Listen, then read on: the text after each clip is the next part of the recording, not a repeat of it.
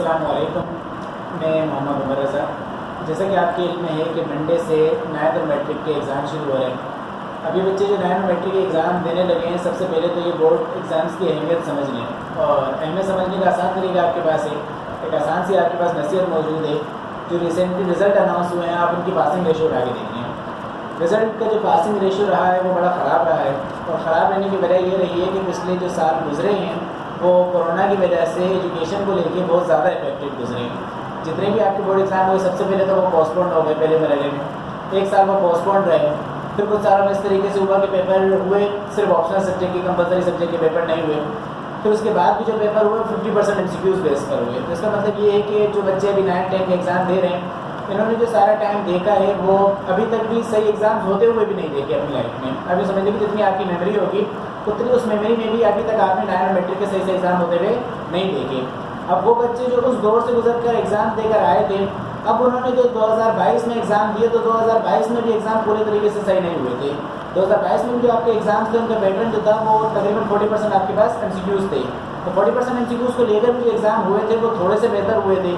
Syllabus कोई condense नहीं हुआ था, और उसके अलावा भी कंपलसरी सब्जेक्ट भी हुए थे, ऑप्शनल सब्जेक्ट भी हुए थे। तो कंपलसरी सब्जेक्ट जो बच्चों ने दिए तो उनका रिजल्ट बहुत ख़राब हो गया, क्योंकि उन्होंने फर्स्ट ईयर में जब कंपलसरी सब्जेक्ट दिए उससे पहले वो दिए नहीं थे, ना नाइन्थ में उन्होंने दिए थे ना मैट्रिक में दिए थे। डायरेक्ट वो फर्स्ट ईयर के एग्ज़ाम दे रहे थे, तो उनका रिजल्ट बहुत ख़राब रहा था। आप रिजल्ट देख सकते हैं। इसी तरीके से मैट्रिक का भी रिजल्ट खासा ख़राब रहा था। रिजल्ट अनाउंस हुआ था, नाइन्थ का रिजल्ट भी कोई बेहतर नहीं आया था। तो इसकी वजह सारी ये रही थी कि बोर्ड एग्ज़ाम सही से हुए नहीं थे। लेकिन अब आप ये सब चीज़ समझ लें कि अब सारी चीज़ें नॉर्मल हो चुकी हैं। कंपलसरी सब्जेक्ट के एग्ज़ाम भी होंगे, आपके ऑप्शनल के भी एग्ज़ाम होंगे, और सारे एग्ज़ाम एक नॉर्मल पैटर्न के हिसाब से होंगे जैसे 2019 और उससे पहले हुआ करते थे। तो आप ये समझ लें कि पिछले जो 2 से 3 साल या 4 साल गुजरे हैं, इस दफ़ा आपके एग्ज़ाम उन चीज़ों से काफ़ी ज़्यादा टफ होने वाले हैं। तो जब चीज़ें टफ होने वाली हैं तो आपको उसके हिसाब से तैयारी करनी होगी। ये मैसेज आपको सिर्फ इसलिए देना था कि आप अपनी इस तैयारी को पिछले 2 से 3 साल के रिजल्ट के साथ कंपेयर ना करें। आप सिर्फ जो रिजल्ट अभी अनाउंस हुआ उसके साथ आप कंपेयर कर लें, आपको अंदाज़ा हो जाएगा कि आपने तैयारी किस तरीके से करनी है। एक आपको मैसेज ये देना था। दूसरा वीडियो का मकसद ये था कि आपको ये मैसेज देना था कि इस संडे को अब बच्चे जो पेपर देंगे मंडे से, 9th क्लास के एग्ज़ाम पहली दफ़ा वो देते हैं। सबसे ज़्यादा मसला जो 9th क्लास के बच्चों के साथ ये होता है कि जब उनका मैट्रिक में रिजल्ट आता है, उनके पेपर्स में एब्सेंट शो होती है, उनकी मार्कशीट आती है, किसी भी पेपर में एब्सेंट लगी हुई होती है।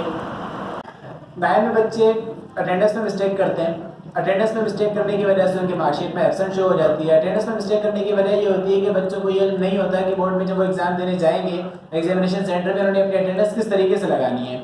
उनको अपने रूम ढूंढने का नहीं होता कि अपने रूम रोल नंबर से रूम किस तरीके से ढूंढना है, अपना कौन से रूम में बैठना है। तो इस चीज़ की आगाही के लिए कमिंग संडे को हमने अपने मेन कैंपस RU लंदन के मेन कैंपस में एक वर्कशॉप क्लास रखी है। साथ में जो संडे है उस वर्कशॉप क्लासेस में आपको ये सारी चीज़ों से आगाह किया जाएगा कि आपने एग्जामिनेशन सेंटर में जाके किस तरीके से बैठना है, अपना रूम नंबर किस तरीके से आपने ढूंढना है, और अपनी अटेंडेंस आपने किस तरीके से लगानी है। ये सारी चीज़ों की आगाही आपको दी जाएगी। तो जितने भी 9th क्लास के बच्चे हैं और मैट्रिक क्लास के बच्चे, मैट्रिक क्लास के बच्चों का बिल नहीं होता, तो जितने भी 9th और मैट्रिक के बच्चे हैं उनसे मैं यही कहूँगा कि आप ये वर्कशॉप लाजमी अटेंड करें। फ्री ऑफ कॉस्ट वर्कशॉप है और सारे बच्चे अलाउ है इसमें। बस आपको संडे से पहले अपनी रजिस्ट्रेशन करवानी है। आपको कॉन्टैक्ट नंबर दे दिया जाएगा। उस कॉन्टैक्ट नंबर पे आप अपना नाम, अपने स्कूल का नाम और अपनी क्लास भेजकर अपनी रजिस्ट्रेशन करवा सकते हैं। शुक्रिया।